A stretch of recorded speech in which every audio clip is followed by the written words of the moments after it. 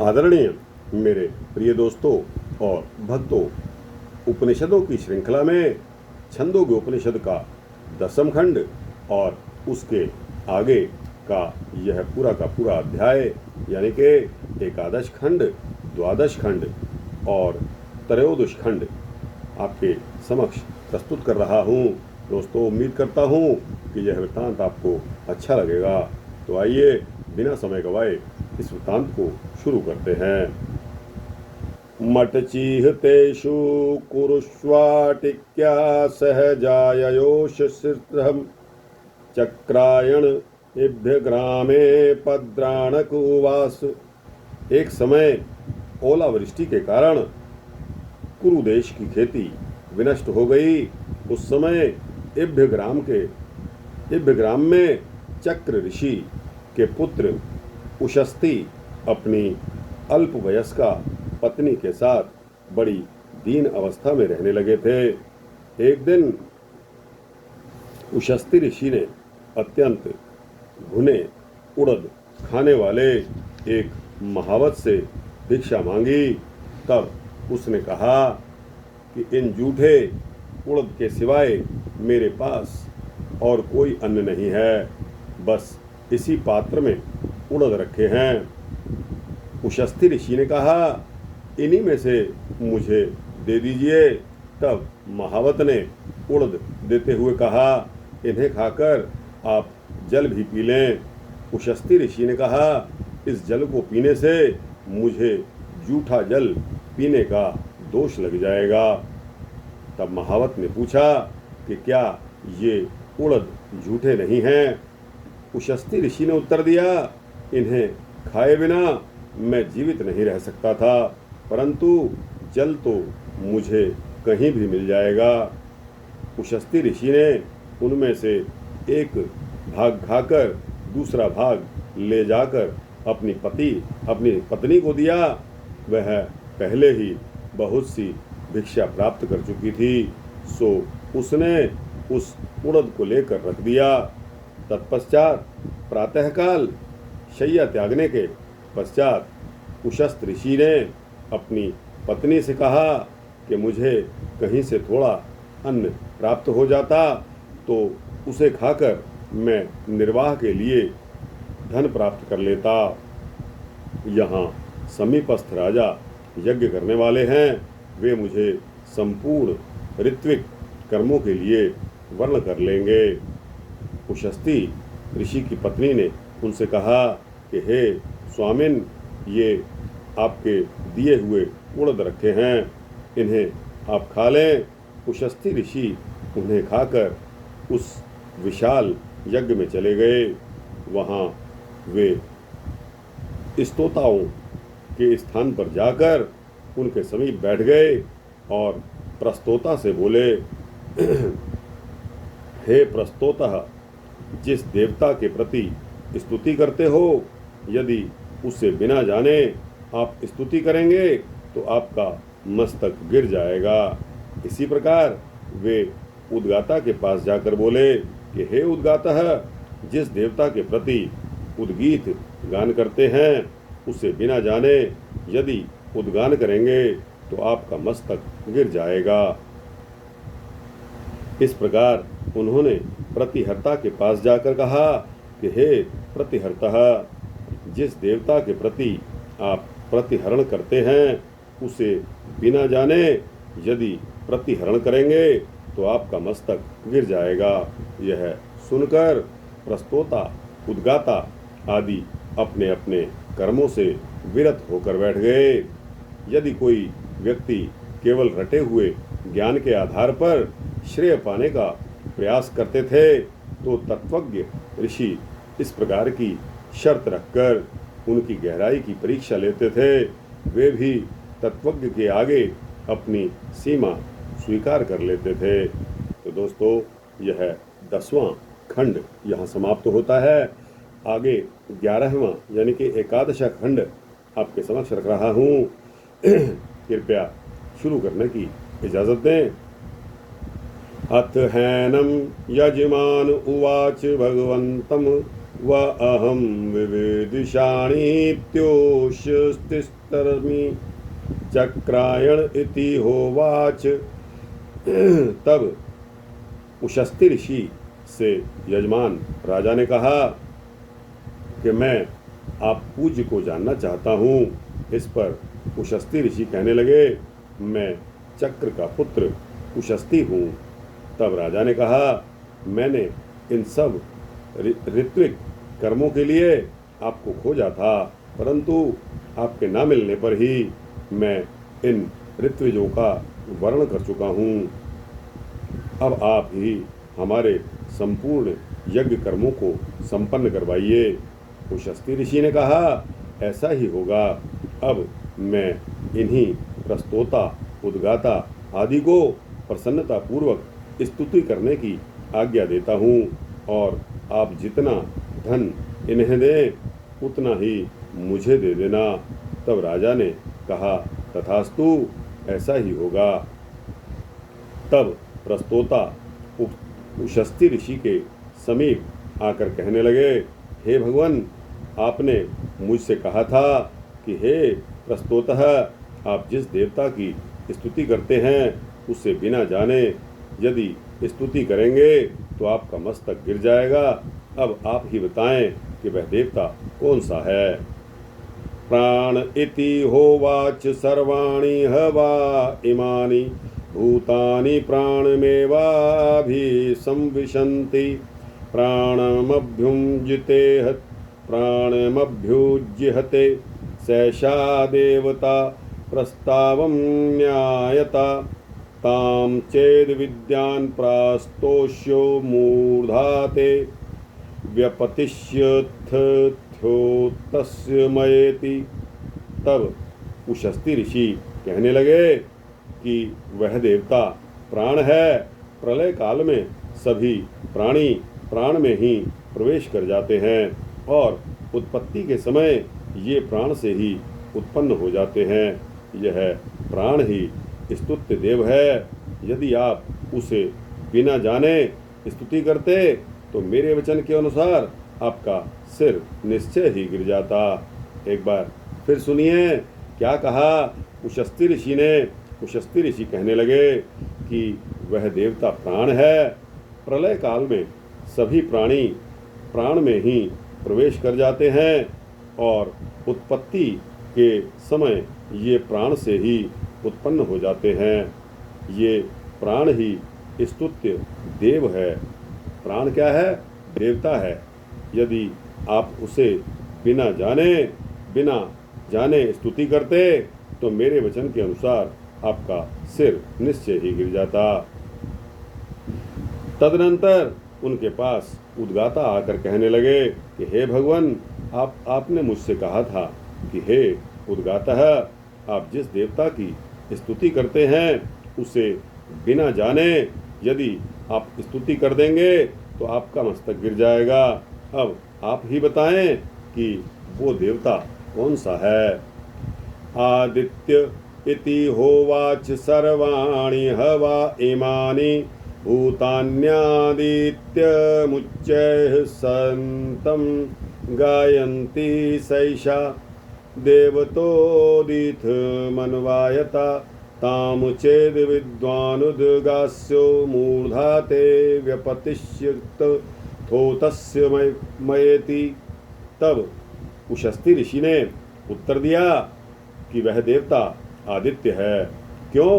क्योंकि ये संपूर्ण प्राणी उदीयमान उस सूर्य का ही गान करते हैं। यही देव उद्गीत से संबंधित है। यदि आप उसे बिना जाने स्तुति करते तो मेरे वचन के अनुसार आपका सिर निश्चय ही गिर जाता। एक बार फिर सुनिए कि वो देव कौन सा है। उशस्ति ऋषि ने उत्तर दिया कि वह देवता आदित्य है। दोस्तों, सूर्य का एक नाम आदित्य भी है। पर्यायवाची शब्दों के अनुसार आदित्य सूर्य देवता का पर्यायवाची है, क्योंकि ये संपूर्ण प्राणी उदीयमान सूर्य का ही गान करते हैं। यही देव उद्गीत से संबंधित है। यदि आप उसे बिना जाने उसकी स्तुति करते तो उशस्ती ऋषि के अनुसार उनका सिर निश्चय ही गिर जाता। अथ हैनं प्रतिहर्तोपस्साद प्रतिहर्तयार्या देवता प्रतिहार मन्वायताः ताम् चेद विद्वान् प्रतिहरिष्यसि मूर्धा ते विपत्यशीतीत मा भगवान् वो चक्रमातास्देव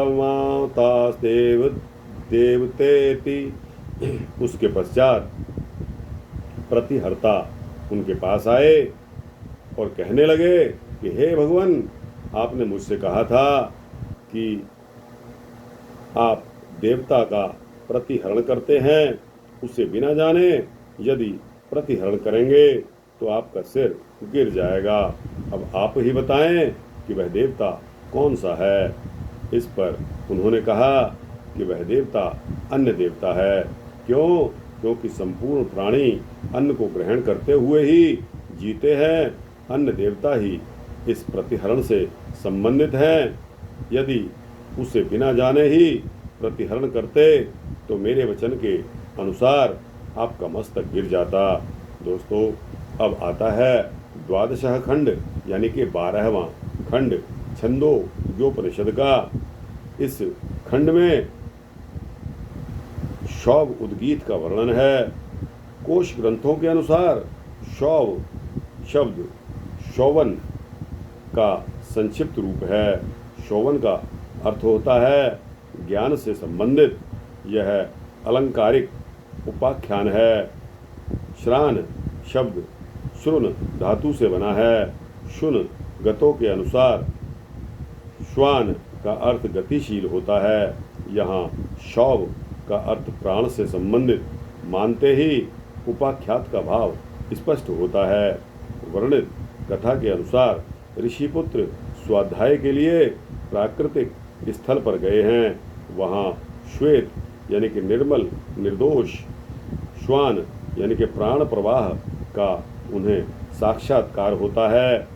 अन्य श्वान इंद्रिय आदि के विकारों से ग्रस्त प्राण अपनी भूख का हवाला देकर उनसे अन्न के लिए उद्गीत का गायन करने को कहते हैं। पूर्व खंडों में कहा जा चुका है, शुद्ध प्राण की ही उद्गीत साधना फलित होती है। वे प्रकृति में संव्याप्त प्राण समूह शुद्ध प्राण के नेतृत्व में उद्गीत का गान करते हैं। इस प्रसंग में यहाँ वर्णित उपाख्यान का भाव सिद्ध होता है। अब शौव यानी कि प्राणों से संबंधित उद्गीत का वर्णन करते हैं।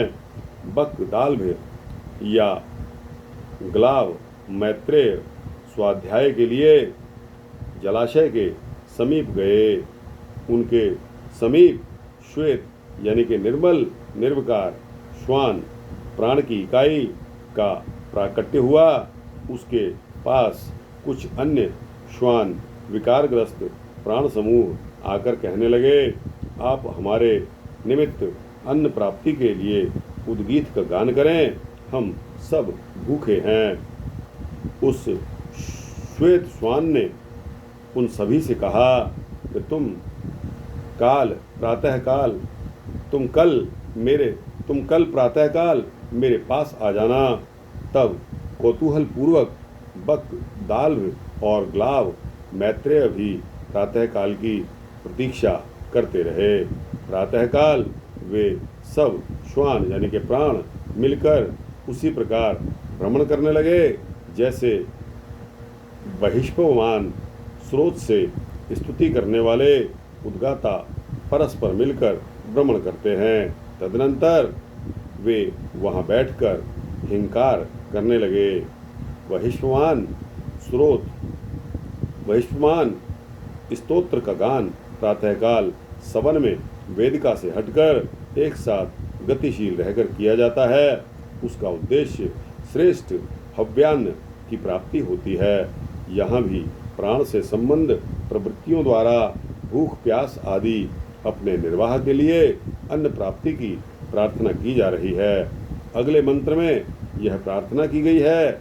इस स्तोत्र को त्रित कहा गया है। यह प्रार्थना 3 देवों से की गई है। वे हिंकार करते हुए कहने लगे, ओम हम भक्षण करें, ओम हम पान करें, ओम देव वरुण प्रजापति सूर्यदेव यहाँ अन्न लाएं, हे अन्नपते यहाँ अन्न लाएं, यहाँ अन्न लाएं। यह 12 खंड यहाँ समाप्त होता है। इसके पश्चात बहुत ही थोड़ी सी लाइनों का 13 यानी कि 13वां खंड आपके समक्ष रख रहा हूँ। ज़्यादा से ज़्यादा 2-3 मिनट लेगा। तो दोस्तों, यहाँ साम से संबंधित स्तोभ साधना का वर्णन है। इसमें शास्त्रीय संगीत की तरह स्वरों का गायन तो होता ही है, किंतु अर्थवाचक शब्दों का उपयोग नहीं होता। उसी प्रक्रिया में प्रयुक्त स्वरों से संबंध भावों का विवेचन यहाँ किया गया है। अयम वावलोको हाउकारो वायुर्हाइकार चंद्रमा अथकार आत्मेह कारो ग्रीष्कारः। इसमें हाउ शब्द यह लोक यानी कि पृथ्वी है, हाई शब्द वायु है, अथ शब्द चंद्रमा है, एह शब्द आत्मा है और ई अग्नि है। यह मानकर उपासना करनी चाहिए। आदित्य उकारो निहव एकारो विश्वदेवा ओह्यो इकार प्रजापतिर्हिकारः प्राणः स्वरोन्नः वाग्विराट। उ आदित्य है, ए निहव निमंत्रण का प्रतीक है, आओ होए विश्वदेवा है, हिम प्रजापति है, स्वर प्राण का रूप है, या अन्न है और वाक विराट है। जो अनिर्वचनीय है परंतु जो कार्य में संचरित होता है वह 13वां स्तोभ हुम है। जो इस प्रकार साम संबंधी यानी कि स्तोभाक्षर संबंधिनी उपनिषद रहस्य का महत्व जानता है, उसके सम्मुख वाणी अपना रहस्य स्वयं ही उद्घाटित कर देती है। वह प्रचुर अन्न तथा प्रदीप्त पाचक अग्नि वाला होता है। तो दोस्तों, यह 13 खंड यहाँ समाप्त होता है। आपको कैसा लगा? अच्छा लगा हो तो इसको लाइक और शेयर करते हुए अपने दोस्तों, भक्तों, मित्रों, जिज्ञासुओं के पास पहुँचाइए। और दोस्तों, कमेंट सेक्शन में अपने कमेंट्स, अपनी राय भी दीजिए। इस चैनल को सब्सक्राइब करेंगे तो आपको इसी तरह के सूक्ष्म भक्ति वृत्तांत मिलते रहेंगे। दोस्तों, इसके साथ ही छंदोग्य उपनिषद का यह अध्याय समाप्त होता है। पता नहीं आपका कितनी समझ में आया है, कितना समझ में नहीं आया। फिर कभी मौका मिलेगा तो इस पर भी कमेंट्री करेंगे। अब आने वाले वृत्तांतों में अगले अध्याय से यानी कि उपनिषद का अगला अध्याय हम शुरू करेंगे, अथ द्वितीयो अध्याय। ठीक है, तो इसी के साथ ही यह वृत्तांत समाप्त करने की इजाज़त दें। जय श्री राम, जय श्री हरि।